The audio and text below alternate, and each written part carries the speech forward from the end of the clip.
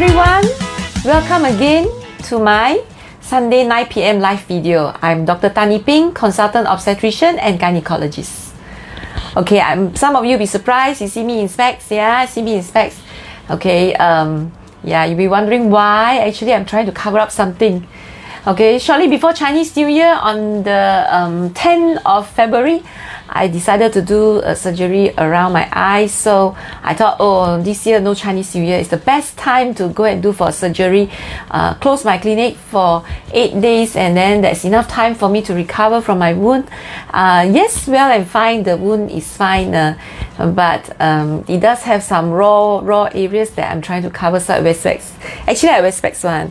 For those of you who have done surgery by me, would actually know that when I do surgery, before I do surgery, very often I put on my specs. So when you see me in the hospital operating theatre, very often you see me wearing specs. Okay, maybe not all cases, but some of the cases that especially laparoscopy, because laparoscopy, the TV screen is placed quite far from me, so I want to see better, so I usually wear specs. But for some surgery like cesarean section, I may or may not need to wear specs because the patient is very near me. But anyway, today we're going to talk about endometriosis once again. Okay, alright, so there's still so many questions lined up. I've been going through the questions just now. I was like, wow, still so many questions lined up for today. All of you have so many questions you want to ask. There's like unending things you want to know about the endometriosis. For all of you who are new to my live video, you will know that I do have a YouTube channel. So if you want to look at all the older videos on endometriosis or anything got to do with gynae, can go to my YouTube, which is in the link in this post, which is Dr. Tan City Clinic. Go to my YouTube channel, click subscribe to my YouTube channel and click the notification button so that every time we have a new video, you will be notified. Okay, so today we're going to talk on endometriosis. This is a series of endometriosis videos, all from questions from you, commonly asked questions. By who? By you. So I have been giving all of you a lot of chance to ask questions. Some are from my Facebook page, as well as some from the endometriosis support group. So these are the questions that I had from everywhere, and I accumulated it, and I decided to share all these questions with all of you. At any point during this video, if you have any question, please feel free to just put it up in the comment section, and I will try my best to answer the question. If it's not too complicated, I'll answer it today. If it's a bit lengthy and complicated, I would have to answer it another day on another video. Yeah. Fourth video from this series of endometriosis commonly asked questions. So the first video was all about how to diagnose endometriosis, and second video was talking a bit on treatment like Provera, and the last video we were talking about complete treatment. Yeah, complete treatment. What do I mean by complete treatment for endometriosis? Because a lot of people always ask, why is it I got endometriosis, it grow back? Why is it after surgery it grow back? Why is it after surgery still pain? So last week I actually the last video I talked about what it means by complete endometriosis treatment, which is very often lacking. A lot of women out there, they have partial treatment only. When you say you have a surgery, then what you had is partial treatment. Okay, that's not complete treatment. So if you want to know more, you can browse through my Facebook to look at the last few videos, because I don't think it's posted up in YouTube yet, because my staff usually have to edit first, then they put out on Facebook, on the YouTube channel. Okay, but it will eventually go out on the YouTube. You can't find it on Facebook, you just need to subscribe to my YouTube channel and click on the notification button so that when the video is up, you will be notified. Okay, so let's see what question we have today. What questions you have for me today? Alright, this is a question from the Endometriosis Malaysia. Okay, it is in Malay language by Noni Shazlina. Apa rawatan yang terbaik untuk endo? Open dan labs dah pernah, rawatan hormon dah pernah, tapi still sama. Still perlukan ubat tahan sakit untuk lalui hidup secara normal. I think if you have attended my last video, you will roughly know the answer to this question. So her question is, what is the best treatment for endometriosis? And she mentioned that she has done open surgery as well as laparoscopic surgery, as well as also gone through hormone therapy, but she is still in pain and she still needs painkiller all the time. So from my last video, this is just a summary of my last video.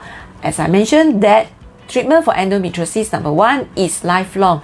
But my lifelong is lifelong as long as you still have your menses, and as long as you haven't menopause, you haven't removed your uterus and your ovaries, you still need to be on some form of treatment. The complete endometriosis treatment would include, number one, a complete surgery, which I'm going to talk about a bit more today. You need a complete surgery, and you also need to follow by hormonal treatment, dietary changes, as well as psychological therapy and physiotherapy. So you see, you need so many therapy. You need a complete surgery. You need hormonal treatment forever and ever and ever and ever until you menopause. Okay, don't stop. I have seen women, doctor give them hormonal treatment, they take for a certain period of time, they stop, and the endometriosis come back. So that is don't stop. You can never stop your hormone treatment. You need to continue until you menopause. The only thing that can change is the type of hormone that you're going to use. So nobody's going to use Lucrin or Lupron forever.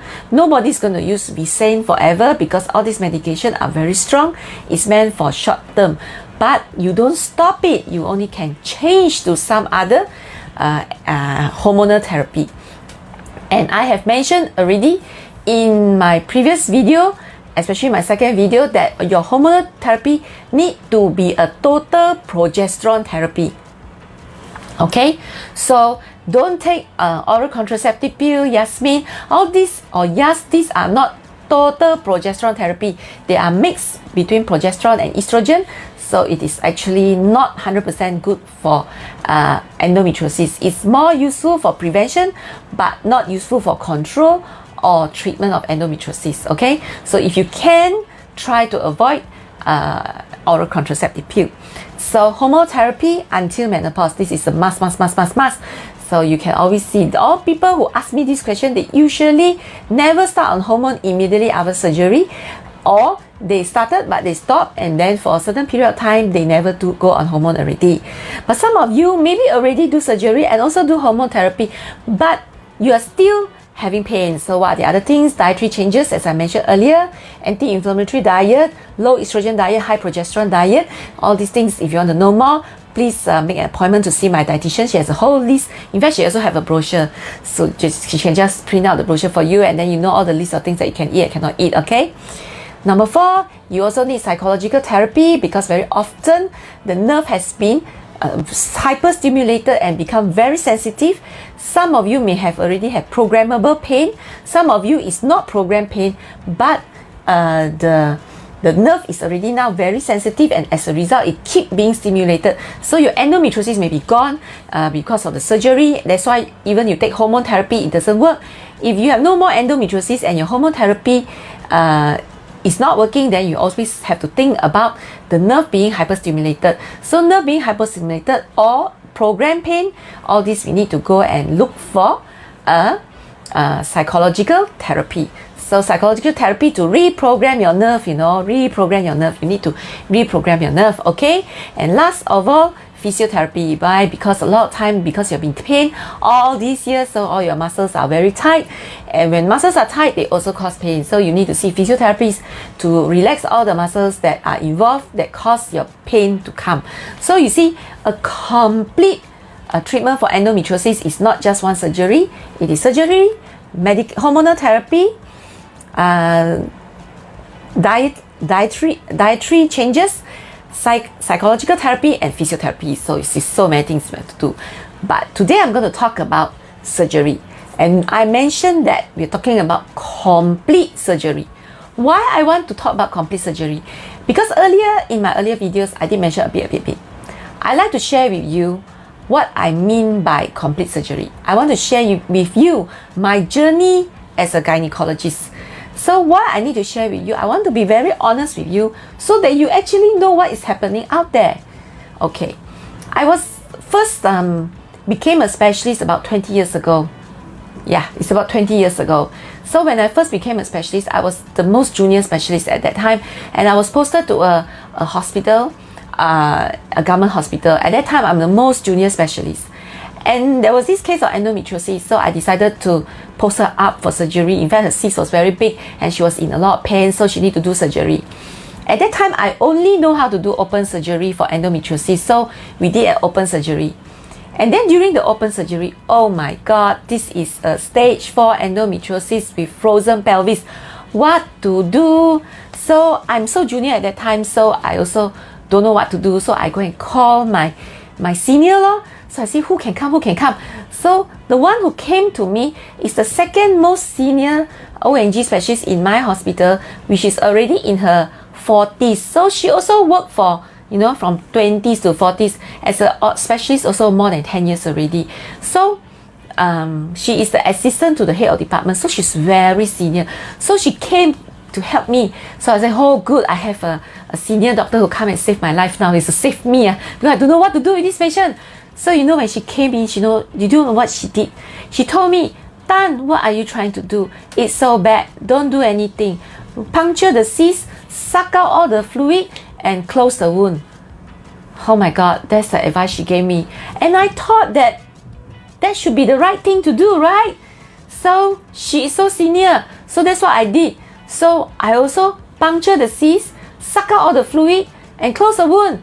Guess what when you do that? And she gave me one advice, put her on Lucrin after this for 6 months. Okay, so we put on the Lucrin for 6 months. Guess what happened? I don't know what happened.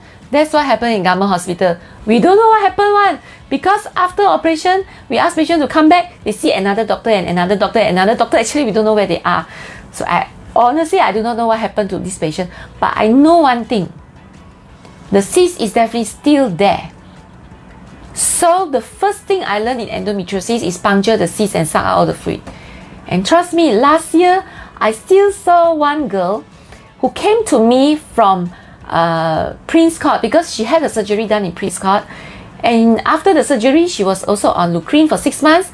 After the 6 months, she went back to see the doctor, and the doctor said, hey, your cyst is still there. And her pain was still there, and her cyst is still there.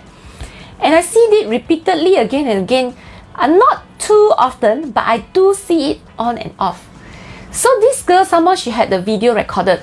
So she showed me the video. And then I saw the video and I say, see, it's only puncture, suck out the fluid only. So that's why your cyst is still there. They didn't remove the cyst. Couple of years back, I also had one more case also like that, but that one is a foreigner from Middle East. She also had a video and she showed me. So I showed her the video again. See, look at this video. I said, see, the cyst is punctured, but the cyst is still there. Yeah, that's why your cyst is still here. So in very, very complicated cases, doctors, when they are don't know what to do next, they just puncture. That's what they do. So at the end of the day, is why they do that? Because it's so complicated. I don't blame the doctor because it's so complicated. They do not know what to do. I have attended many workshops along my way to be what I am today. And whenever I go for a workshop, also all these experts from around the world, they come, right? And they will tell me the same thing. If you are not sure, do no harm. That is your first principle. Do no harm. Not sure, don't do anything. Just puncture, clean off and come out. Then too, if you try to be so ambitious, try to do something and you cause more harm. So my journey of endometriosis progressed further, okay? That was the very first surgery I learned how to do for endometriosis. And oh my God, actually the cyst is still there. Okay, then through the years, I went for more and more workshops. Then I take up laparoscopy. Then I realized that, oh, that's how you remove a cyst. Okay, so then from now onwards, I remove a cyst. So at that time, the next step I would do is I know how to remove the cyst. But unfortunately, the way I learned how to remove the cyst is the same way I remove a cyst for all kinds of cysts. That means not just endometriosis. Any cyst is very simple. Just remove the cyst. So how we remove the cyst? We make a cut. Okay, I will always describe a cyst like an orange, okay?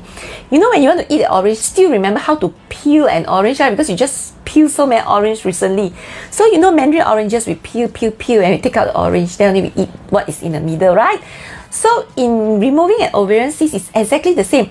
We cut the ovary, we peel open, and then we take out the cyst from the center, and then we close it back. So when we close it back, we can stitch it. It's not a must to stitch, but that is something that we normally do, but it's not a must, okay? So what we do is we open it up, we take the cyst out, and then we close it back. So it's either we stitch it or we just close. They will stick on each other and then they will be fine one. But this way of removing the cyst, although it's suitable for any form of cyst, there is a problem with endometriosis. Because we know the origin of endometriosis. The origin of endometriosis is not in the ovary. Because we know how endometriosis comes. Endometriosis comes because the period blood backflow. When the period blood backflow, it cannot go into the center of the ovary one. Cannot, impossible.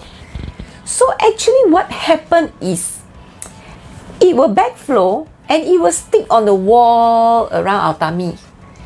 Okay, if this wall has endometriosis and my ovary is sitting here, because the ovary actually rests on one of the wall. So if I rest here, then rest on the endometriosis part, then this endometriosis that is in between the ovary and the wall will grow roots into the ovary. That's why if you Google, sometimes you will see the word deep infiltrating endometriosis, which in short we call DIE. Oh my god, DIE stands for die, right? So I don't know why it's called DIE, but it's DIE, and it's really quite a bad thing to have, because endometriosis, they grow roots. So in a way, it's like growing root. So it infiltrates into your ovary. So that is one thing. So it infiltrates into the ovary. That's how it reaches inside the ovary. But it doesn't only infiltrate into the ovary. It also can infiltrate the other way into the muscles of the wall. So in all endometriosis, there is roots inside the ovary as well as the roots into the muscle of the wall. So if you do a normal surgery to remove a cyst, then you remove the cyst, but the rest of the endometriosis on the wall and the roots of the endometriosis into the muscle is still left behind. It's still left behind. So, and then after you remove the cyst, and the ovary will still lie back onto the same place, and you will still continue to grow some more roots into the ovary. No ending.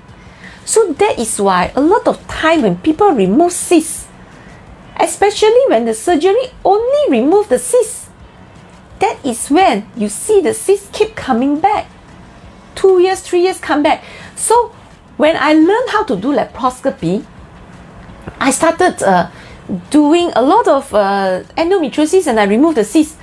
And it's so frustrating, because you remove the cysts, you put them on Lucrin. After 1 year, 2 years, maybe 3 years, they grow back.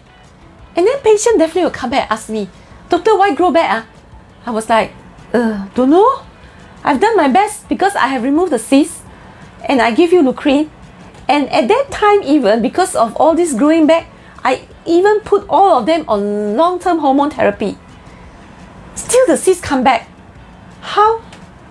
So that is when I start to become more desperate, want to find out why. So I actually went out to look for endometriosis workshops done by people from overseas, not by Malaysians. So I started going to look for conferences, workshops, and look at live surgeries of how people do endometriosis surgery overseas. Because you see, what I'm taught in Malaysia is like this. But what are people doing overseas? So that is when I start to see people doing things differently, because they remove the root. They remove all the root. They don't leave any endometriosis behind, because it's not just the endometriosis that is behind the ovary.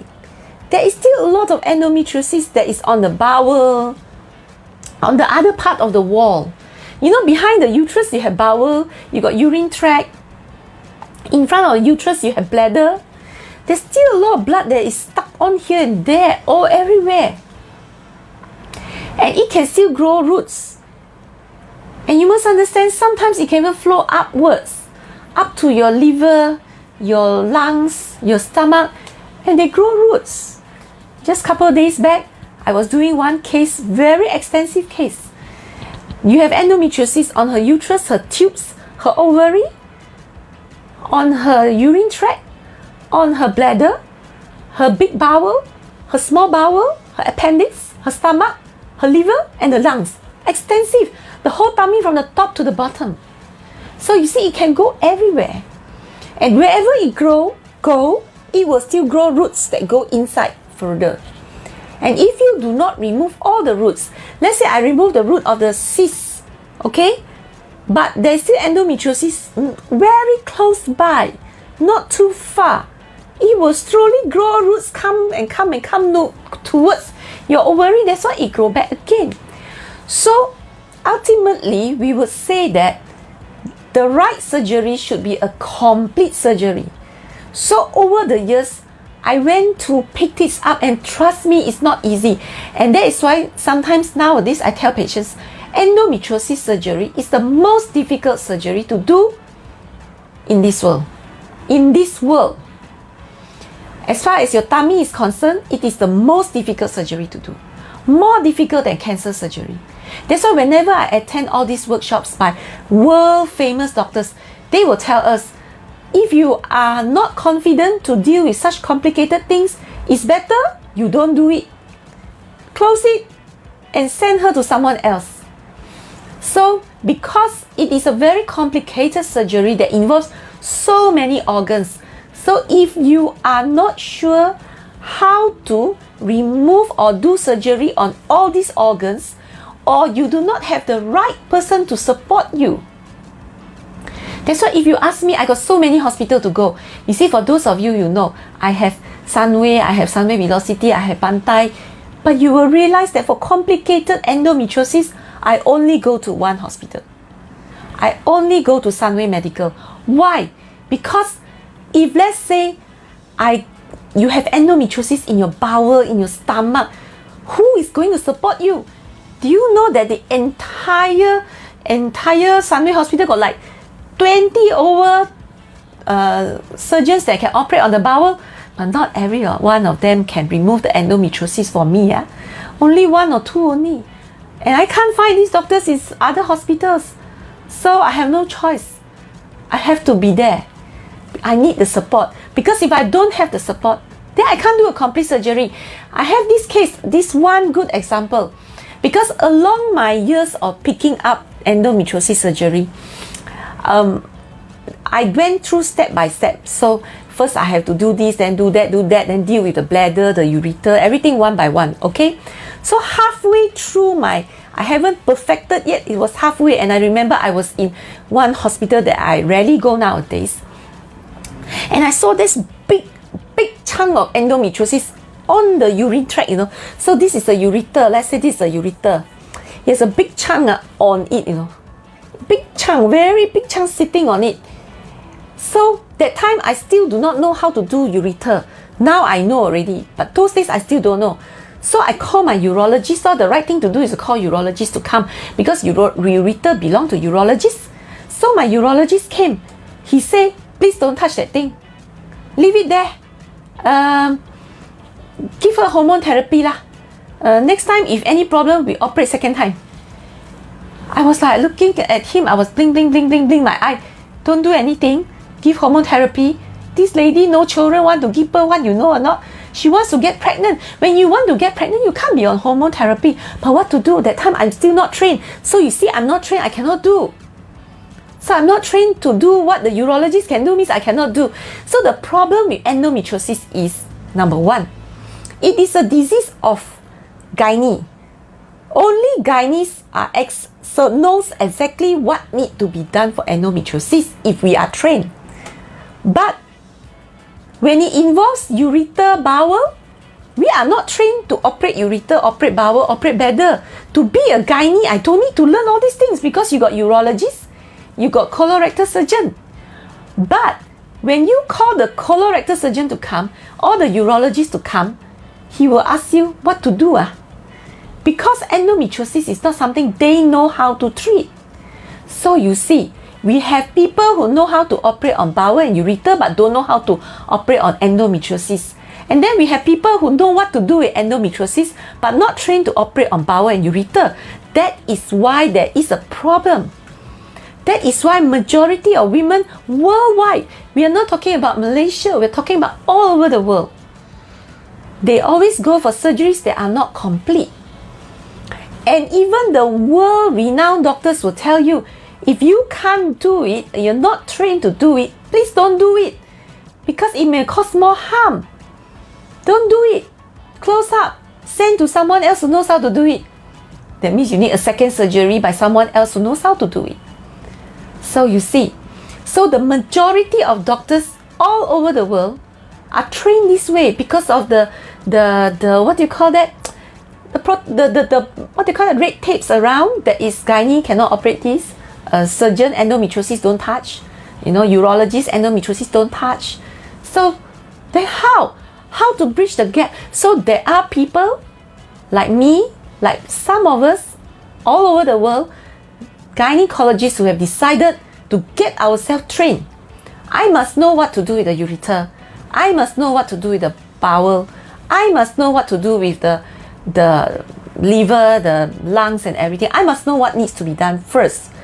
Next, we also train ourselves to do operation on all these areas. Am I perfect? No, I still lack one thing. I don't know how to operate the lung yet. I saw the workshop, when? Early last year. Too bad I can't fly already to UK to do it. I can't. So now what I do, I work as a team. It has to be in a way a team. I know what to do. They come to make sure that I do no harm. Or they may need to help me in certain things. Like the urologist. When I see the endo, I operate. When I stitch back the bladder or ureter, they stand next to me. They make sure I stitch it properly. Because removing the endo, only I know how much of endo needs to be removed. But repairing the bladder is the urologist that is best at it. Some urologists will stitch it up for me. Some urologists will tell me how to stitch up. You just stand next to me and let me do. Depending on my team. So bowel also the same. I know what needs to be removed. I need to tell the colorectal surgeon, you need to take out this bowel from here to here, please. I need to tell him. Because if not, endometriosis is not his field. Like that day when this case that I had 2 days ago, I told you very extensive. She also had endometriosis in the appendix. And the whole appendix was so abnormal. When he was removing the appendix for me, he was telling me, why this appendix so short? You see, he doesn't even understand why the appendix so short. Because he does not understand endometriosis. And he even asked me, how to know that patient got this type of endometriosis? He got no idea. Even though he's a colorectal surgeon. So you see, because endometriosis is a disease of gynae. But sometimes our surgery is limited. So you see, and also not every gynae is fully trained to know all these things. So you ask me, I am still in my journey because I have not done the lungs. In fact, last year itself, I have like about 3-4 cases with endometriosis on the lung, which I can't do anything. Because I don't have, especially I also don't have a team. My cardiothoracic surgeon is too busy doing big time cardiothoracic surgery. They don't want to come and do all this endo for me. So I really do not know how, except for me myself learning. Because one of my sifu, I call him sifu because I learned all things from him. He does the lung surgery himself. He doesn't call the cardiothoracic to come. I saw him do in one video. I was like, oh, you do this yourself, but only can be done with robotic, not with laparoscopy. So he does everything himself. Then when I saw the workshop in UK, which is open for gynae, not for cardiothoracic surgeon, is to teach gynae to operate on the lung. So too bad MCO I couldn't go, and I do not know when we will be able to fly overseas to learn all these things, because sometimes surgery we cannot do virtual. We cannot do virtual. Why? Because all workshops involve operating. We cannot just look at people do and then learn the theory and then do on you. I cannot. So we have to operate on dead bodies. We operate on cadavers or we operate on pigs, animal. It's either animal lab or cadaveric lab, whereby we actually, if it's a animal lab, usually overseas they like to use pig. So we will actually do laparoscopy on the pig. So we will do it again and again and again, many times first. And if it's a cadaver lab, we actually have humans that are dead humans that donated their body for education. So that is what we do. We actually do laparoscopy or robotic surgery on the animal or on the cadaver and do the surgery. That patient may not have endometriosis, but we remove what we need to remove as though it's an endometriosis. Because I remember there was one cadaveric case I had. I went for a endometriosis workshop in France, and we had to cross the border to Germany because France, they don't allow cadavers. So Germany, they have a lot of cadavers. So the whole course is like in 2 countries. So we went over to Germany, and then the cadaver I got actually have cancer of the bowel, and the cancer have already spread. Because of the cancer spread, that's why the patient died. But cancer is exactly the same as endometriosis. That's why we always say endometriosis is a benign cancer. So it behaves the same. It likes to spread and it grows roots inside. So this case was a perfect case for me to do endometriosis training, because I had to remove all the cancer from his bowel, from his ureter, and that's how we train. So we can't learn surgery by online. So we have to be there. So this is my journey, and to tell you the truth, picking this up, it took me so many years to be what I am now, and still I am not complete. So, and not many doctors actually do what I'm doing. For why they don't go and learn is very simple. Again, I explain to everyone that not all gynaes are the same. Every gynae has their own love. We can't be expert in everything. There's just too many things to do.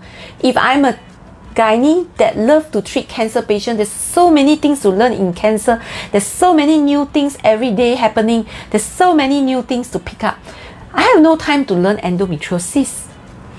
If I want to do IVF, I'll be learning so many IVF technology, keep changing, keep upgrading every year. I have so many things to learn for IVF. I have no time to learn endometriosis. But you see, that is the way it's supposed to be. So by right, the right thing is, if I'm a doctor who is expert in IVF, then I should tell my patients that endometriosis, better I don't operate on you lah. You go and see someone who know how to do it better. That should be the way. Like for example, for me, I may know how to do IUI. I never learned IVF anyway, because to be a gynae, you don't need to learn IVF.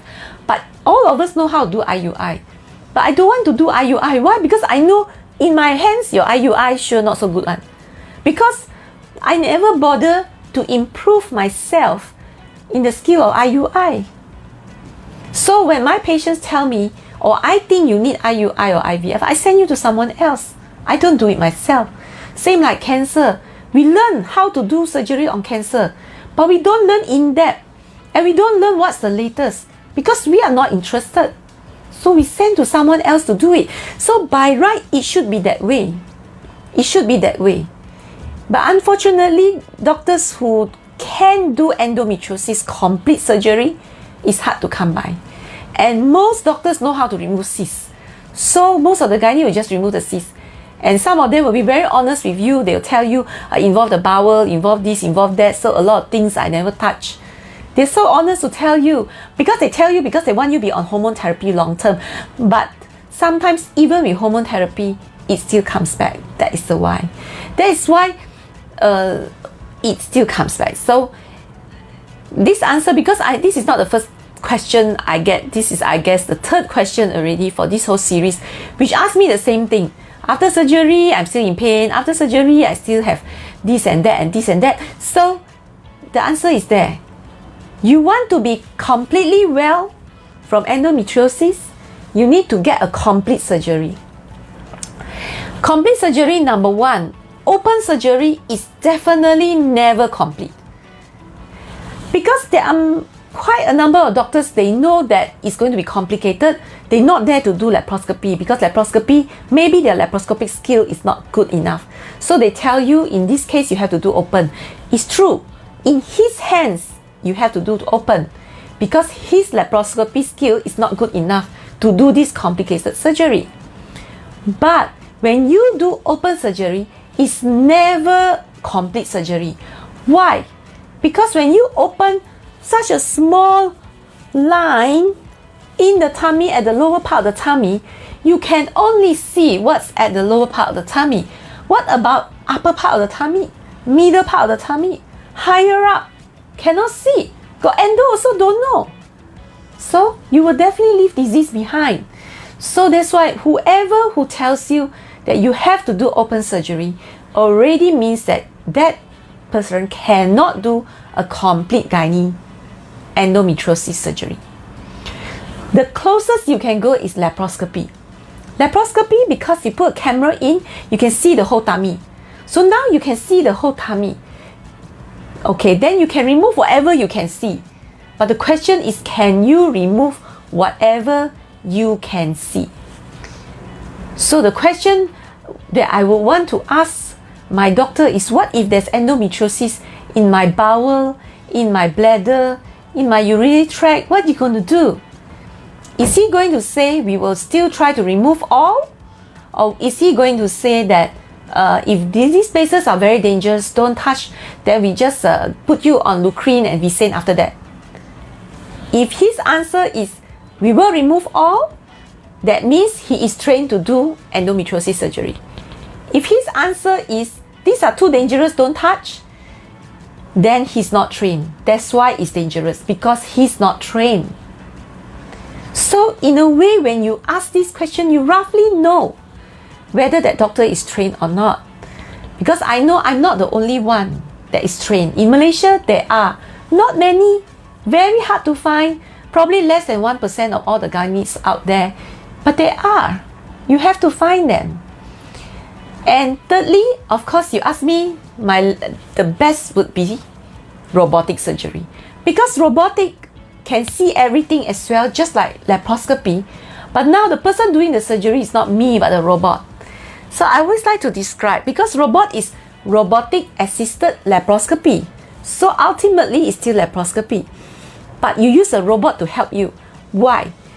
Few reasons. Because in laparoscopy, we don't get to see inside. We are looking at the TV. And the TV is placed like 4 feet to 5 feet in front of us. So first is a 2D image. And the TV is not really that big. And it's placed so far away. So vision is not as clear. In robotic surgery, it is a 3D image. And you look, the image they give you is like a microscopic image. Basically, it's like a microscope. I look in, I look direct inside. Image is super. As a result, because when you are dealing with very complicated surgery, you want to see things very clearly. Because I told you, you have to operate, you want to remove all the roots. Are you able to see all the roots so clearly? Number one. Number two is, if the roots are so near the bowel and the ureter, you want to see it so clearly so that you know when you cut, it's safe. When you don't see so clearly, you'll be a bit more cautious. So you may leave one layer behind. Because like for example on ureter, I've done so much on ureter. And if it's on robotic, I can really get it onto 100% peel off and I don't see any more endometriosis on my ureter. But if it's laparoscopy, I can't. I am a bit more cautious, so there's usually one more layer. So that is why robotic gives you one advantage. There is a second advantage with robotic. It's the instrument itself. I describe it as a scissors. Like in laparoscopy, we have scissors. In laparoscopy scissors, this thing cannot move, so we can only cut this way. We can cut this way. We can't cut this way because this thing cannot bend. Laparoscopy, we cannot bend this way. We can only cut this way. So sometimes again, in very crucial areas, you are limited because your scissors cannot bend. In robotic, the scissors can turn any way you want. And because of that, it gives us better flexibility in our instruments. So when we cut, we can make sure that we cut out 100%. We can see so well and we can cut so well. So that is very important. So that is why for endometriosis surgery, if you give me a choice, I will always ask patient to do robotic. I always tell patient, if you can afford it, please pay for the robotic. Okay, if you cannot afford it, I can't help it. I can't help it. I can't change insurance companies' perception, because insurance company, majority of insurance company, they cover you but limited. Why? Because as I told you, it is robotic assisted laparoscopy. So laparoscopy is covered. So all your laparoscopy part is covered. The robot that come and help you is not covered.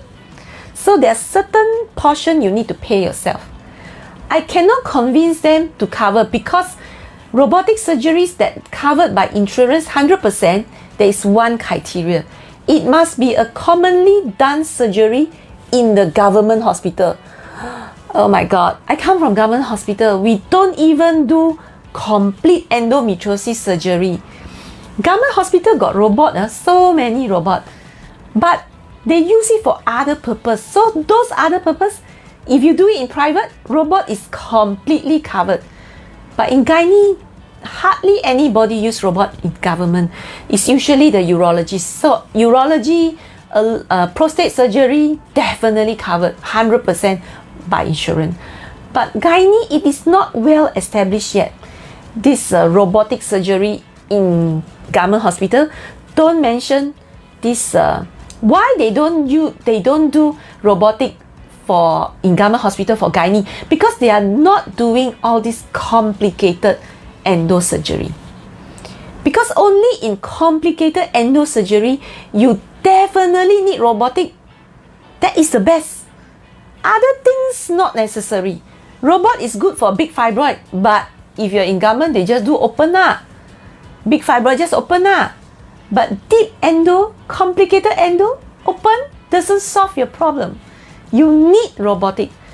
But they are not trained. None of them are trained. No one is motivated to be trained. Nobody is getting themselves trained. So they don't do it. So as long as it's not an established surgery in the government hospital, even though it is a well-known, established reason to use robotic surgery worldwide, our insurance refused to cover that robot, the poor robot. They covered everything else, your entire hospitalization and all the instruments that we use up to the laparoscopy. Because it is still a laparoscopy. We poke 3 holes, 4 holes like laparoscopy, but now we put robot arm. Robot arm, they don't cover law. That one you have to pay. Because doctors also same, we don't charge extra for robotic. It's the same, we charge the same as open, we charge the same as laparoscopy. So they cover everything except the robot arm, which you need to pay on your own. Some insurance cover the robotic as well. Very few. There are 2 or 3 insurance companies that cover robotic also, totally. Because depending on the insurance policy, the insurance company's policy. Some company, they are like, we don't care, as long as within your limit, we'll cover. But some are very particular. A majority are very particular, to be very honest with you. So that is why most of the time I will have to tell patients, for endometriosis, especially when we know your endometriosis is very extensive, we already know you have stage 4, we already know you operated before and grow back again. All the operated before and grow back again, I will tell them, minimum you have stage 3 to 4 one. If not, your previous gynae would have been able to solve your problem, because stage 1 and 2 is very simple, any gynae can do. But it's when you have stage 3 and 4, that is when they're not there to do, they find it's risky, it's difficult, it's complicated, they don't do, they leave it behind. That is why it grows back. That is why it grows back so fast. So if it's those people who have previously operated and come back again and want another surgery, I always tell them, please pay for your robotic. As long as you can afford it, please pay for it, because it makes a lot of difference. Because nobody wants to go for surgery again and again. You don't want, I also don't want. So let's talk back about the case I mentioned earlier. I was in a different hospital last time, and this patient had the endometriosis on the ureter, and at that time I wasn't trained to do that, but I know it needs to go away. But I wasn't trained, but my urologist refused to do. So a couple of months after that, I went to Bangkok, because Bangkok there's a Thai-German institute. That's a very good surgical training center. So it's a Germany training center that they collaborate with Thailand. So I go there many times. So I went there, and they have which is the doctor from France. It's usually either you go Thailand or France to get yourself to do this training. So this doctor from France who came, and I asked him again, my urologist told me not to do anything. And he said there's no such thing, because in all their surgeries that I see them do, they always remove. So guess what happened? 2 years later, my patient came to me. During period, she had pain, backache, very bad backache, which is the area of the kidney, during menses. And because she had that, I already told her it can come back. So very early, she come back and see me. And this time, no more operating in the hospital. I brought her to Sunway, and I get the doctor who can help me to do this case. But when I operated on her again, I was already trained to do the surgery on the ureter. So I did the whole surgery for her to remove the endometriosis on the ureter. My urologist just backed me up with the stenting and the post-operative care. So this is what happened. Through the years, we progressed. But as I said, the lungs, I still don't know what to do. I will try my best one day to actually pick it up, okay? Because I've really realized that my cardiothoracic is not willing to do for me. I have no choice, but I need to do it, because I see my Sifu do. My Sifu is a gynae. He's actually a Malaysian, He's actually a Malaysian, but he migrated from very young to Australia. So he's operating in Australia, and he removed the endometriosis at the lungs with robotic surgery. So it's still robot from the tummy going upwards now, using the robot, but you go upwards towards the lung, and then we remove, because all the endo towards the lung is always at the lower part of the lung. So it is still robotic. So you see, when we put one hole in your tummy, we can go one round. We can go down and remove all your cysts, and then you can go up and remove all your if you have endometriosis on your lungs or wherever, stomach, we can still do it. You see or not? So that is why you never do an open surgery for endometriosis. Open surgery for endometriosis cannot operate down and up. Then you need a very big wound. It's as good as the whole tummy open up. That is horrible, okay? That is horrible. Alright? Okay, so that is all I'm going to say about treatment. I guess I have completed the entire treatment of endometriosis. So complete surgery is important. Long-term hormonal therapy until menopause is important, and the right hormonal therapy is also important. You need to be progesterone only hormonal therapy. Dietary changes, as I mentioned, anti-inflammatory. Anti-inflammatory is for people who haven't removed everything. Actually, anti-inflammatory is no use. It's only for pain relief. It doesn't solve your endometriosis at all. Yeah. So you want to, the dietary changes for endometriosis is low estrogen diet and high progesterone diet. And number 4, you need to go and see psychological therapists, because you need to desensitize your nerves that have been sensitized all throughout the years that is causing you pain. So you have no endometriosis, but you can still have pain because your nerves are being sensitized, or your brain can already program the pain, which is menses equal pain. So if menses equal pain, program in your head, just like I mentioned in my earlier videos, like lemon equals saliva. So if lemon is equal saliva, menses is equal pain. So you can actually program yourself, because I have seen a few cases like this where she has done endometriosis. This is one case I had. She had endometriosis, no doubt she she already operated 3 times for her endometriosis. And then because she's still in pain, this time she came to see me and she wanted to do robotic. So at that time we thought that, maybe there's still a lot of things left behind. That's why she's in so much pain. And I did robotic surgery. I went in, no, nothing. Nothing. The previous doctors have already cleared everything. So that one is a program pain. So what she needed was actually psychological therapy and also physiotherapy. Actually, physiotherapy is also very important because sometimes the long-term pain that you have, your muscle has gone into spasm and tightness. And we know that muscles, when they're tight, they also cause soreness and aches. So sometimes your pain, your endo is no more there, but because your muscles are also tight, so that is why the pain continues. So you need to see a physiotherapist that is specialized in women health, because only physiotherapists that are specialized in women health, they are able to assess all the muscles around your uterus, and they are able to assess which muscles are tight, which muscles are loose, and what they need to do to loosen all these muscles. Okay, so this is complete endometriosis treatment. So if you again have question about why my endometriosis come back, why I'm still in pain, I'm very sure you haven't complete all 5. You missed out something. You missed out something. So that is why you're still in pain. Alright, so yeah, one question but took me so much time, but I'm glad that we have finally finished. Okay, the complete treatment on endometriosis, because we already covered hormonal therapy in the second video. Third video, the last video I covered all 5 aspects, and today I go in depth into surgery. Alright, let's see if you have any questions today for me. Yep. So I love endometriosis, so that's why I talk a lot more endometriosis. When you go to my YouTube channel, don't just see endometriosis. Look at everything else. Trust me, everything else also got a bit of endometriosis one, because endometriosis can present in any form. Okay, Aisha, hi doctor, after post 3 months surgery, how long should we wait for our cycle to resume as normal before inducing it? Normally, Aisha, it depends on what you mean by inducing it. If you are talking about going for ovulation induction, you still need to wait for your first menses. But if let's say your first menses usually come about 6 to 7 months after your Leucrin jab, or even the 8th month sometimes. If let's say your menses normally regular, then don't worry, it will definitely come around between 6 to 8 months time, and then only you induce.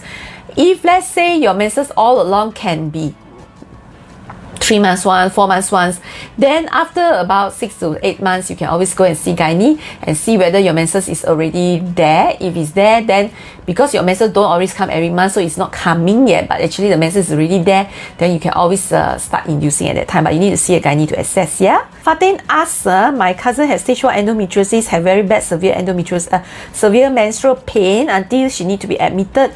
Doctor asked her to remove her uterus, ovary, everything. She's still young, 45 years old. She can't have replacement hormone therapy too, because that will make her cause severe migraine. That is typically what happened in most of the gynaes in the world, because we are not trained to remove all the endo, and it is so dangerous to remove all the endo. So the easier way out is just remove all the uterus and ovary, because your uterus and ovary take out, your endo settle, because menopause already ma. So that is why most people in Malaysia, you see, or even in the world, that's what they always end up doing. They do one surgery and then grow back, and then do another surgery and then grow back, and then at the end uterus, ovary remove, and then solve the problem. So for your cousin, she actually has 2 options. One is also to remove, as I mentioned, stage 4 endometriosis, but get a complete surgery remove while still maintain uterus and ovary, which is still possible. Or else go on Vicin until you menopause. Not many years, what? 5 years, take your Vicin until you menopause. If Vicin works on her. As long as Vicin works on her, she can take Vicin until she menopause. Corinne Christine May asks, while trying to conceive, I found out that I have stage 4 endometriosis. I do not have any pain during menses, so basically no symptom. Found out during my annual check, what are the factors to consider whether to have surgery or not? If you cannot get pregnant, you need surgery. So people with endometriosis, very simple. Give yourself 6 months to 9 months. Don't wait for years. Don't wait for years. Because as you wait, your stage 4 endometriosis become from stage 4A, stage 4B, stage 4C, stage 4D. Don't come to us. Sometimes when we prefer people to come earlier, because as I say, this surgery is the most complicated surgery in the entire world. So don't come to us at a very, very advanced stage. It makes life very stressful for me, for everyone else as well. So don't. Give yourself 6 months to 9 months and see whether you can get pregnant. If you're not pregnant, just forget about it, because your endometriosis is going to progress with time. And the longer it progresses, the worse it becomes, the more you cannot get pregnant.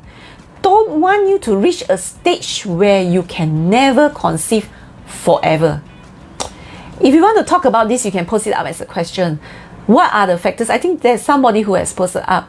In what situation in endometriosis they can get pregnant, and what situation in endometriosis they forever cannot get pregnant. So we do not want you to reach a stage where you forever cannot get pregnant. So need to be treated early. If you have tried more than 6 months, forget about it. Go and do surgery. And please do a complete surgery. Don't do a half surgery, then at the end back to square one. If I do surgery, how long after surgery can start trying to conceive? Usually 6 months because of the lucrine. If no surgery, what can be done? You could try IVF if money is not an issue. IVF has pros and cons. IVF, if you're lucky, you're pregnant. If you're not lucky, it worsens the endometriosis faster because of all the injections that you get, and it's rather expensive.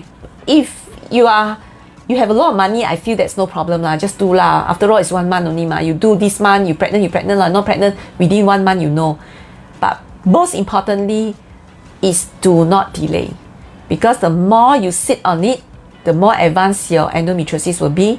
It can reach a stage where there's no way you can get pregnant even with IVF. So don't delay is the most important thing. How do I know what stage I am? My doctor never tell me. I already have 2 surgery before. I think if you have 2 surgery, it cannot be so simple lah. You're at least stage 3 to 4 lah. If not, it cannot be no surgery. Most of the time, the doctor who do the surgery knows. Sometimes ultrasound scan, when we do deep endo scan, which is what I mentioned in my first video, you will also know. And again, deep endo scan is not something you can get anyone to do. So we need to be trained to do deep endo scan. We can roughly tell. But just by guessing, if you have do surgery, I think most likely you are also stage 4. Okay, Siti Noramalina asked about the cost of robotic surgery. Okay, robotic surgery, endo surgery on its own, especially if you're talking about stage 4 endometriosis. Laparoscopy is already more than 30k if it's stage 4 endometriosis. Minimum 30k. Depending on how extensive your disease is, how many organs involved, how many doctors involved, how many hours we do the surgery. So it can be 30 over 1,000 onwards. Just gynae, that means just me alone doing the surgery for you, for stage 4 endometriosis will nicely cost you 30 over 1,000. Sometimes if you're lucky, not so extensive, 20 over 1,000. 20 over to 30 over if it's going to be a very extensive stage 4. But if you involve more and more doctor, it can be 40 over, 50 over, whatever it is. That's laparoscopy. Robotic is another 10k more than laparoscopy. So if your insurance do not cover laparoscopy, robotic, then all you need to pay is 10k, and then the rest insurance will cover. Susan Go asks, do you need to feel the tissue to confirm before removing when you are doing endo operation? Because some doctors mention that robot cannot feel. In a way, it's true, because endo tissues are hard. So when we cut endo, especially in laparoscopy, we cut until we feel soft. Hard means cut. Hard, cut. Soft, no need to cut. So that is how we know. But in robotic, these doctors who mention all these things are people who don't do robotic. Because if you do robotic, you wouldn't say that. Why? It's simple. Because we all know the only disadvantage of robotic to laparoscopy is because you don't have the feel, because now it's the robot arm, not my arm, so I can't feel. But when you do robotic, you will know. Because number one, Soft tissue, when you press, it goes in, it goes in, it goes in so easily. Hard tissues like a bone, it doesn't go in. And because in robotic, we got very good visual. We can see the thing move or don't move. We know whether it's soft or hard. So that is one way. But the other thing is the way I cut endo is in robotic and laparoscopy is also a bit different. So normally I slide, like I hold this thing, I slide it. So if it's hard, right, it naturally will slide along the hardness to a soft area. So that's how I see my border. So I slide and I know this is the border, that's where I cut. So that's why the way of doing also need to adjust. So people who knows how to do robotic don't find that hard and soft is a problem. Because robotic has other reasons.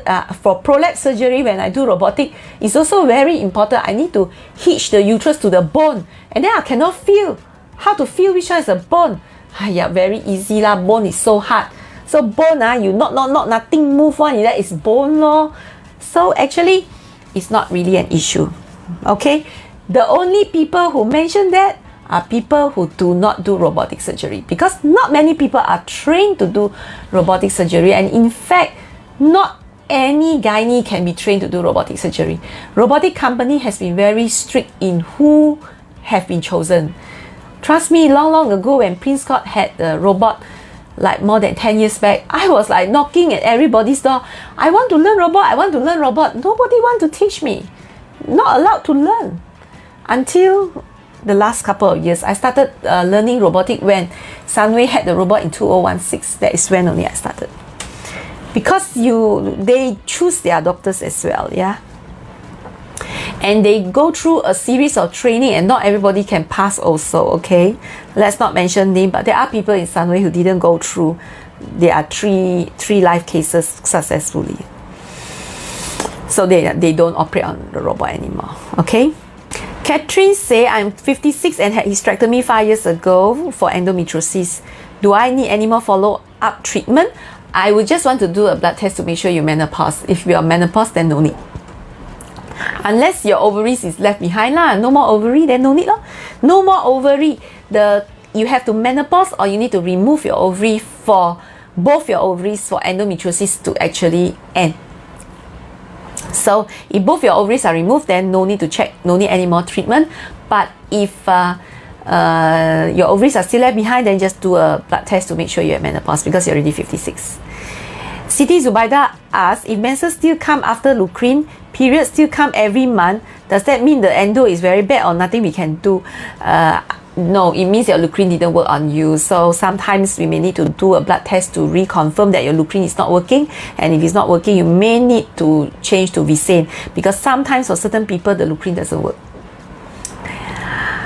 Okay, is it normal to feel pain even though taking Cerazette for more than a year already? For IV acids, Cerazette is progesterone, but it is very, very, very mild. So if you're still in pain, there are a few reasons. I tell you already the 5 complete treatment. So one of it is probably still not done. Could be one reason. Either that you can up your Cerazette, don't take Cerazette, take something stronger, or you have to think about psychological therapy, physiotherapy, as well as dietary changes, or go for complete surgery. Aslim asks, I had endo surgery done last year, now still on Lucrine. During my checkup, doctor said that my ovary attached back to the uterus. What should I do? There's nothing you can do. It's part and parcel of the endometriosis. Actually, when we do endometriosis surgery, we will put a lot adhesion barrier. I'm not sure whether your doctor did that for you, and even if he did, I'm not sure how much he used. Like for a lot of doctors, because it's quite costly, so they just like put one pack only, but one syringe only. But sometimes one syringe doesn't cover enough, because endometriosis is so wide, the area is so vast. I used 3 syringes. So sometimes maybe when I tell you endometriosis surgery for me is 30 over 1,000, you look like so expensive. Another doctor probably can do for you for 20 over 1,000 or slightly less than 20 or so. Trust me, if it's less than 20,000, it's never a complete surgery lah. But 20 over 1,000 maybe still possible, but definitely somewhere is lacking one. I don't like to cut costs by saving money for patient. Let's say instead of using 3, I use 1, and then after that got adhesion again. Because endometriosis surgery, they like to have adhesion. We don't want the adhesion, because adhesion come back, then your pain will come back and a lot of other problems. So this is part and parcel of the surgery. So normally I will make sure I put 3 syringes, cover every single place. So no reason for it to stick back. So some things cannot save money one, okay? Cannot save money one. We want quality. We don't want to save money. Okay, so yeah, I think there's still so much question, and time is running late now. I think I have to end. I will keep the rest of your questions for the next session. Okay? Yeah, it's always nice to have some more questions for the next session. So before I end this, so thank you for staying up with me and watching me again. So anything you want to ask, please feel free to put it in this comment section. I will go through all the new questions, and then I will keep them, and I will discuss with you again. I'll try and answer all your questions in the next few videos to come. Thank you for joining me, and if you want to look at all my old videos, don't forget, go to my YouTube channel, subscribe to my YouTube channel, and click the notification button. Okay, so that's all for now. Thank you. Bye bye.